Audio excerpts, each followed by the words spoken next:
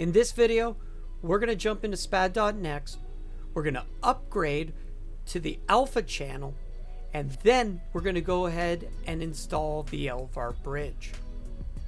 First thing to note is that to run the alpha channel, you must be on a purchased license. Using the free trial or an expired license, you won't be able to access the alpha channel. Currently, we're in June of 2021, and we need the LVAR bridge, which also incorporates H events. So now, with release channel, we're on 0.9.10.0. That's the release version of SPAD.next. The alpha version that was released today gets us access to 0.9.10.17. So to do that, we first have to change which path SPAD.next is looking to online to do its updates. So from the home screen, we want to go to settings, either by clicking on the gears or clicking on settings in the right.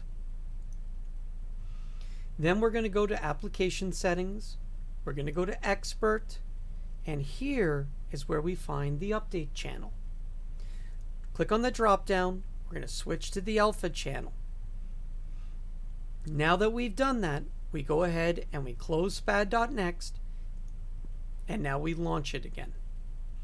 When it launches, SPAD.next is going to give us the pop-up with a timer telling us about all of the stuff that's added since version 10.9, 10.0.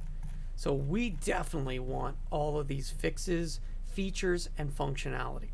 So I'm going to go ahead, I'm going to hit apply, and it's going to go ahead and it's going to start the SPAD.next updater, and it's going to go ahead and download everything for us.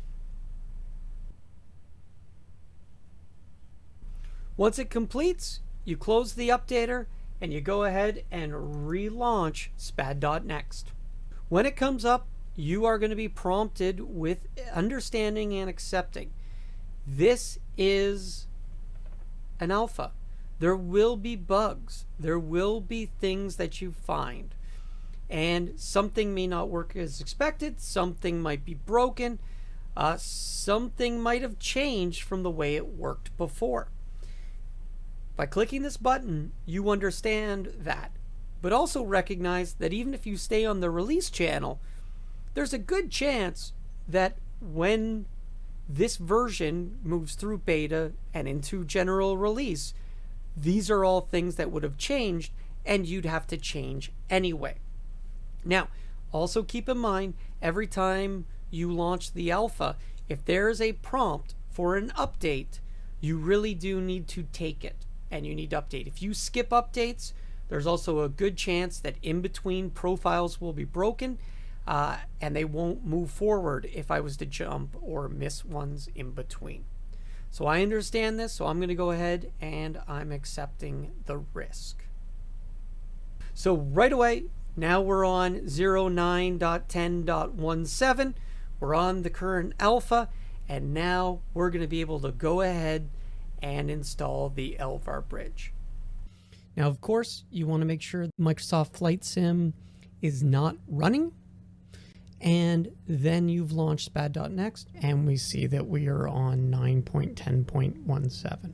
When we go over to the settings and the gear icon, and we go into Configuration Wizard, we now have an option to install the LVAR bridge for Microsoft Flight Sim. For FSX and Prepared, you have a separate link to install it. So we're going to go ahead, we're going to click on, we see that it finds where we're located, and we go ahead and we install it. Now that it's complete, we can go ahead and fire up the sim.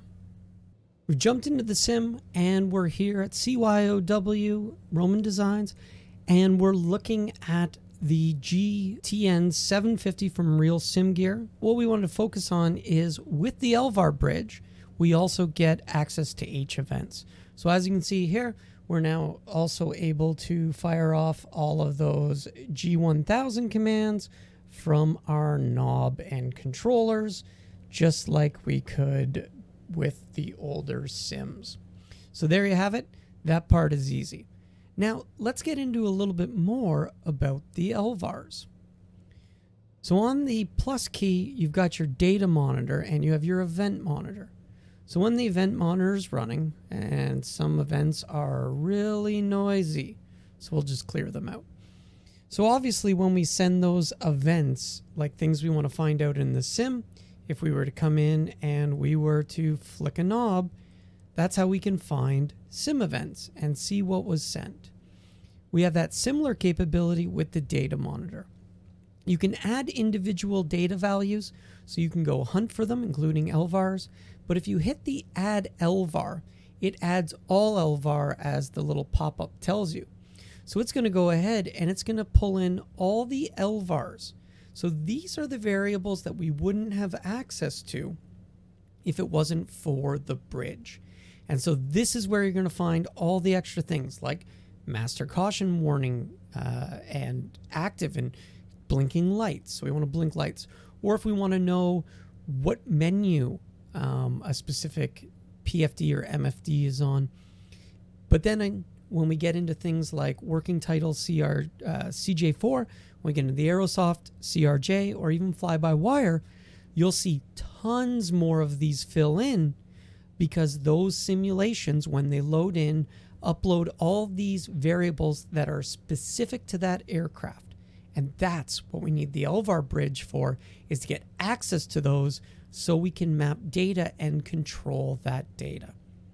Now, we're not going to stay too long on that. The whole point was to get updated, get it installed, and just quickly cover how you view those data values to start working with them. As always, hit the like button, subscribe if you haven't, and come along on the next one when we're going to get in a little deeper on the LVARs. Have a great day.